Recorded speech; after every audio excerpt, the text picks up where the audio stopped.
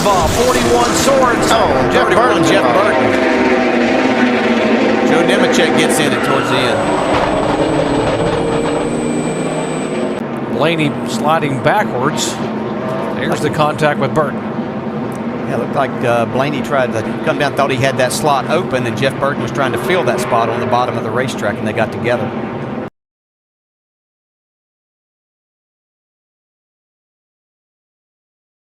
Gunn on the 22 jumped to the outside to take advantage of it. That's very reminiscent of what happened here. Oh, around goes Hamlin. Oh, and right in front of Boyer, and into the wall hard goes McMurray and Jeff Gordon. Not again. Jeff's car is destroyed.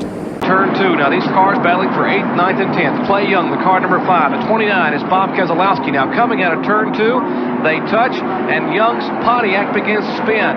Keselowski and Venturini make it by, but watch behind as Young, Craig Rubright, a rookie driver, will T-bone Clay Young in the left side of the car. They spin around, and let's take a look from a different angle, Ned. Well, of course, he slides back out in front of Rubright, but, Jerry, there is room on the high side of that racetrack, but being a rookie, he didn't really know what to do, and he drove right into him, a hard lick. And then, of course, behind them, some of the cars start coming in there, nowhere to go. They start jockeying for position. There is, in the blue and white car, is Clifford Allison getting hit, and the car 04 of Mike Wallace up on the outside.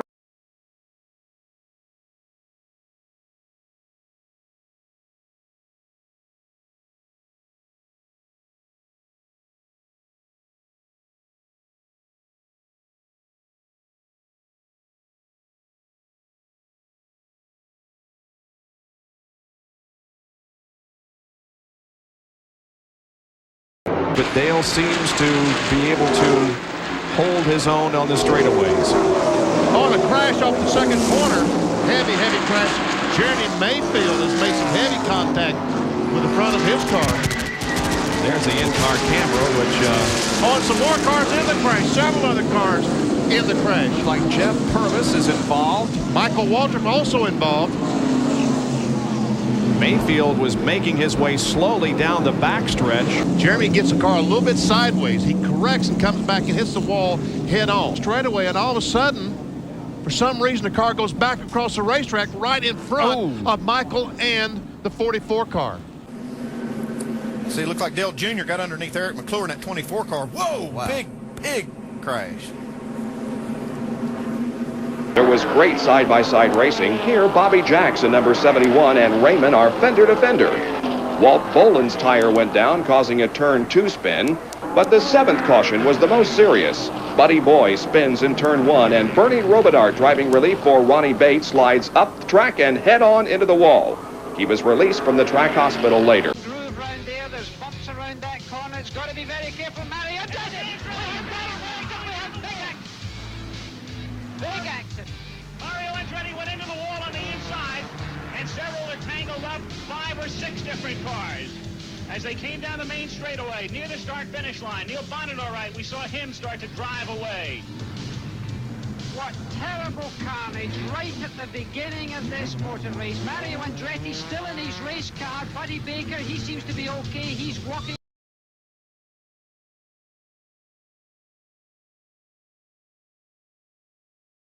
See again what may have happened up in turn 4 a minute ago. A couple of cars, the 51 involved, that is Dave Simcoe. You mentioned Thompson's car is showing there in the flames, Ned. Yes, the flame erupts and then it puts itself out as it slides down off the track, and then there's a car sliding through the grass down on the inside. That appears to be the car number 20 of Keith Wade, the red car that slid to the inside. There's a 62. Mark Thompson from Cartersville, Georgia, driving Henley Gray's Oldsmobile. Less than 20 laps to go. Car zero spinning wildly off the second corner. That's Scott Stovall from Fort Wayne. You can see he's also made contact with the wall as the front end of that car is badly damaged. So Scott Stovall will bring out caution period number 6. Rick Wilson could be a real factor before it's over. Trouble up in turn number 3. One car sliding across the track is tagged by a second automobile. A major wreck here just at the start. In the very first lap, one car totally out of control, slamming head-on into the barrier. He went almost over the top of it. Car number 45. The 45 car of John McFadden out of Forest City, North Carolina, at about 80 or 90 miles an hour, slammed into the wall after car number 37, coming through the corner, slid. His driver tried to pick it up and was tagged by the 45. Down goes Todd Gilliland. Cody Ware. Big a hit. Vicious hit to the inside wall with the left front. Trying to take over second from Kyle Busch. Oh! It's the 6 of Colin Brown that got turned around and hard into the inside wall. Was straight into that inside wall. You can see how slow Cook is off the turn.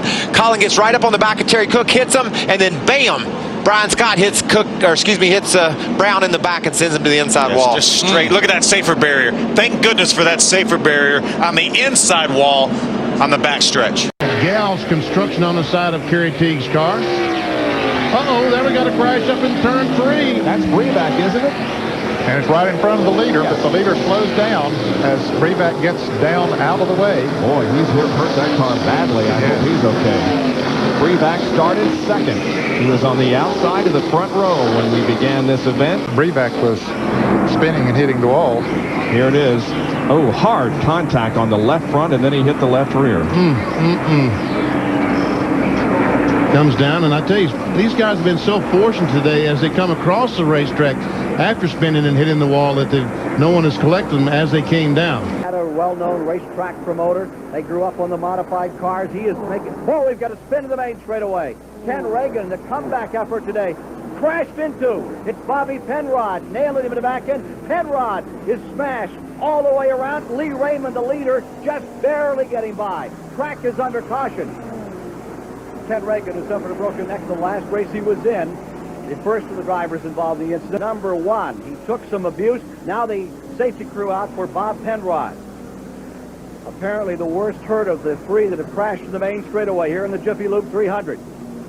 Penrod ramming into the Reagan car and in turn being rammed by the Venturini car. And there you see Lee Raymond, right side, badly torn up on car number 1, the leader.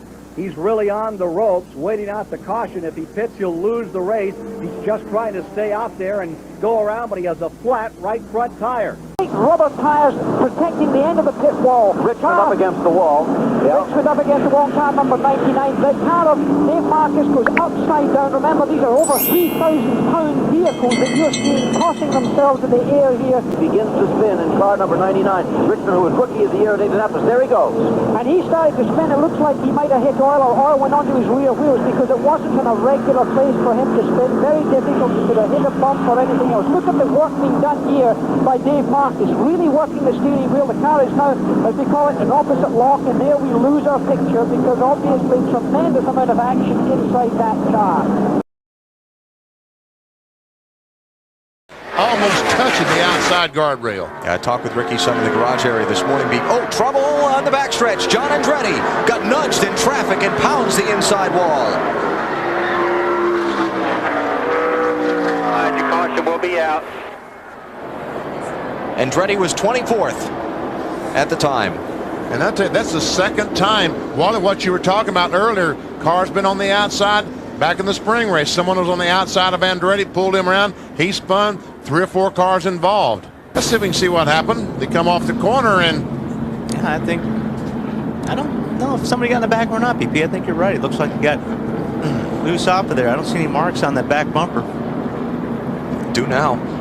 The 6 car of Perry Tripp comes off the corner, spins, and the car's still going. No, and he gets hit by Doug Reed. Oh, my goodness. Almost all the cars made it. Now, Jeff Jones in the 8's going to spin, but so far he hasn't hit anything. Put it in gear, Jeff. Drive. Put it the one on the right. Hit it and go. That's the 8 car. Other traffic now coming by. Debris all over the backstretch, and there's the Doug Reed car, the Med partner. See, there's Bobby Bowser going by. Is getting around him. Bad. It's car number 62, and a savage crash just beyond it. 4 cars and 1 car going side over side. After the spin, still trying to gain control, we've had another serious crash at the turn 3 and 4 area. Roger Blackstock was the first in trouble. They've tagged the wall. There's the number 42 car. Roger Blackstock rolling over after he hit the wall at the end of pit road. 43 car, I think, of Terry Pearson, I believe is the one that got a little bit out of shape, but he come across the infield, pile inside him. They hit him before he hit the wall. Let's take a look at replay right here and see if we can spot the situation. There's that car flipping after it hit the end of the wall.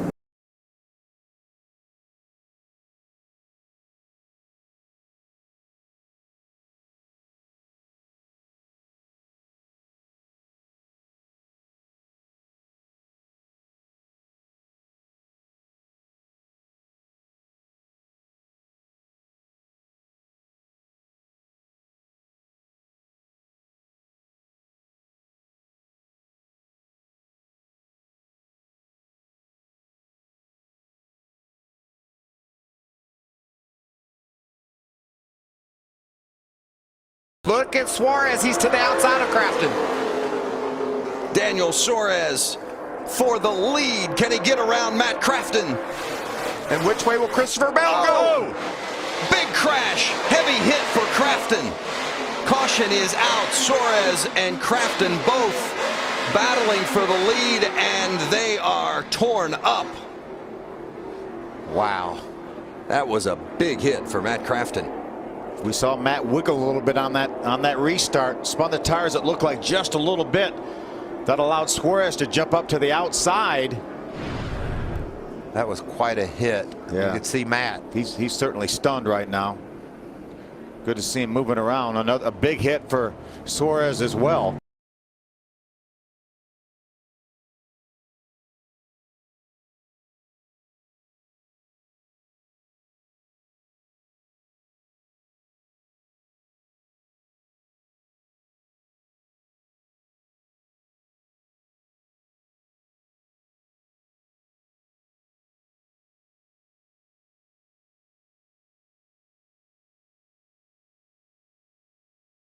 Early on here at Atlanta Motor Speedway, Tim Steele has zoomed away to take the lead. And we are in the early lap. 6 of 204 are complete. As caution on the speedway, heavy impact. Car number 80 and one car tumbling end over end out of turn 4 as contact continues. As John Gill, the 80 car, I guess. And the 24 looks to be one car, Mickey Hudspeth.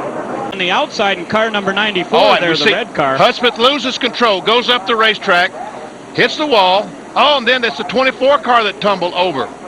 Yeah, Hudspeth tumbles. He gets tagged from behind by the 80 car. That is John Gill. 80 comes across. He gets hit from the side by Whittemore. Whittemore is tagged from behind. And here is Billy Thomas, a 22 car involved. And then cars began to slip and slide and beat and bang on both the inside and outside concrete wall.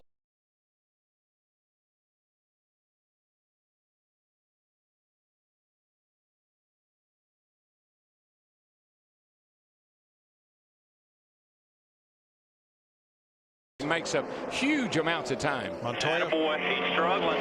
Searching his Put that first pressure on him now. 3 to go. first oval track win. He won it in Infineon 96 races ago on the road course. And who half do a you... second. And the 99 has turned over Brad Keselowski. And we have a caution. My goodness. I don't know if I'm okay. Keselowski was on track for a 6th place finish. Keselowski's put the window net down. The roof flaps deployed, but it did not sit that car back down. I'm like you, Darrell. I'm going to be so glad to see that rear spoiler back on these cars. I think that's it's got to be something to that. That car took a hard hit in the left A pillar, the windshield post right in front of the driver.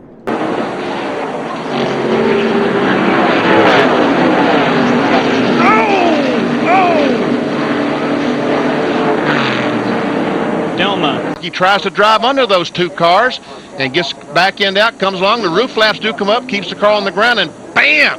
He slams in the inside wall. Now the car's going to turn about 90 degrees, backs in the fence, and it will start. The rear tire comes off, knocks the rear tire off. He gets under the car and kind of wants to flip the car over. It does flip it over. Now here will come Del McCower in the 0 and Right side of your screen. It slide into that car. Wow. Coward's car number 0. hitting the car from underneath. Never lifted. And look at Bourdais. Oh, there goes. And Pruitt takes a hard shot into the wall. So does Hamilton. Racing to the flag. Gets together right about here with Sebastian Bourdais. Just not enough racetrack there. Pruitt is set. Look, he's steering hard to the right. Can't regain control and just past the end of the safer barrier. Just past it. He takes the hardest shot as Hamilton also goes into the wall. Around at the end. Into the wall in turn 3. It's Rick Crawford right there. Golly. The whole front end off of that, number 14. A couple more trucks on the back. Tina Gordon. That's a bad crash. 13. So our first caution comes out at lap 45. Rick Crawford sliding into the infield. His throttle's hung. You see Tina Gordon's 13 right there, loaded on the hauler. But the other truck that was involved was the 21 of Hank Parker Jr. Now, we've seen Rick Crawford and Tina Gordon get out of their trucks. We've seen Hank Parker Jr. get out of his truck, but they're still attesting to Hank Parker Jr. right now. He got out and laid down, so I think we're going to go red here so that they can attend to Hank. Let's look back at how this all happened. Up off turn 2, you'll see Tina Gordon get sideways exiting the corner. Does a nice job of not spinning out, but just can't ever control the truck, Phil. Never can catch up to it. Now she's got the brakes locked up to try to stop that truck, but she stops in the middle of the racetrack. There comes Rick Crawford right behind Dennis Setch on the 46 truck. Could not see her, never saw her. Clipped her, turned her in front of Hank Parker Jr., who made severe contact on the inside, and it kind of slid down.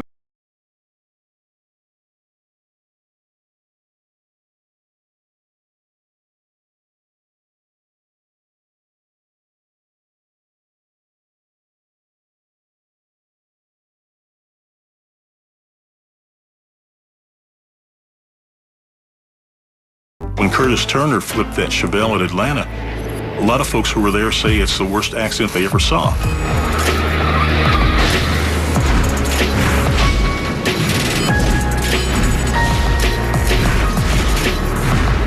No, I was there, and the car was just torn to smithers. And Curtis never got a scratch. Over in turn 2. And Loy Allen goes to the racetrack. Oh, 2 and 3 cars get involved. Ken Allen is involved. Horton goes very high. Crashed. Oh, my goodness. That's heavy contact, heavy impact out of turn 2. 1 car is spinning, and 2 or 3 trying to stop that. It was just almost full-speed impact. And you can see him sliding along on the top, and then it's going to try to right itself, and here will come another car. There it rights itself, and another car comes along, and as Jerry said, hits him underneath the car. That was Ed Dixon, the 12 car that came along and ran under the 52 car of Horton. You just got to be thankful that Horton's car had turned back over before the car number 12 came along.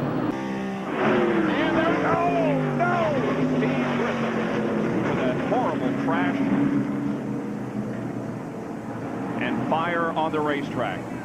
And Spencer sideways, and Steve Grissom trying to dodge Spencer. Just all of a sudden, boom, and look at the car go up in the air. That's the Mike Skinner car. Yep. Mike Skinner and Steve Grissom tried to dodge Skinner. I mean, the 23 car of Spencer. And look, there's the gas tank. Yes. Hang on a second. I'll show you this gas tank, folks, as it goes across the racetrack. Right up there is the gas tank. And it makes contact, it impacts the wall, and then splits open, and the fire begins.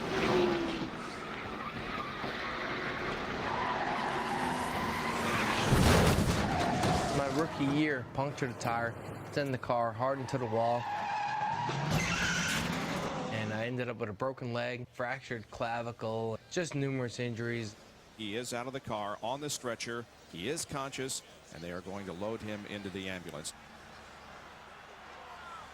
Leading lap 52 and a crash. Oh, a terrible crash. Up in turn number 4 as one car impacted the pit wall.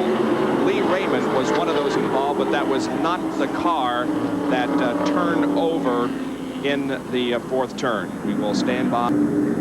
Okay, here is Raymond up against the outside wall and comes down across the racetrack in front of the traffic. I don't know if he had a flat tire or what, and then the other car hits him and hits those big tractor tires at the end, and the car goes spiraling over down to the inside of the pit wall. And we'll take a look at it from one more angle.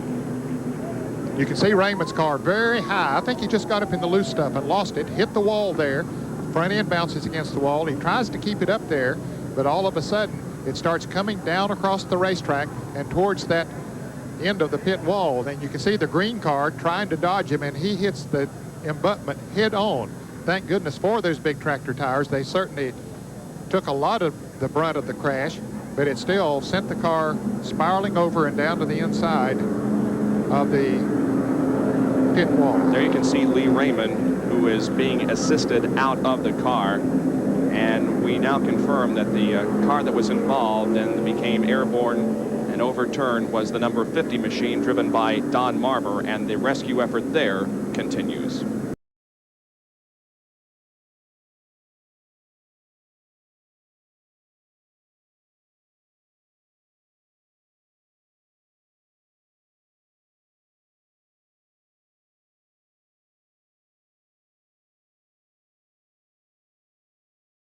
Then Harry Gant is in sixth.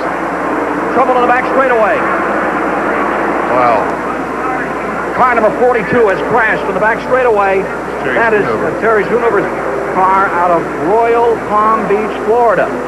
The 03 has socked the wall going into turn number 3, fifth caution of the day, at lap 128. He spun going down the back straightaway.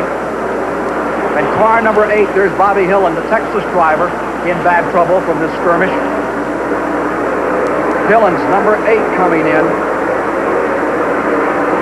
Crew Chief Jake Elder waiting on that car, and I would say that looks terminal. Yes, it does. From replay, so what happened here? There's the number 42. He socked the outside wall already, and here he comes. They've rebuilt that dirt barrier, and he really gives it a thump. Car number 42.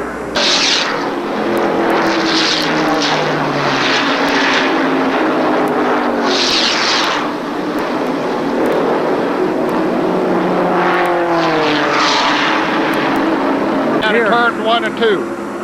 We have a car on fire after having hit the wall in turn number 1. Grant Adcox. Car at the bottom of the racetrack. Still a little bit of fire seen from underneath the car, but mostly smoke from the Grant Adcox car.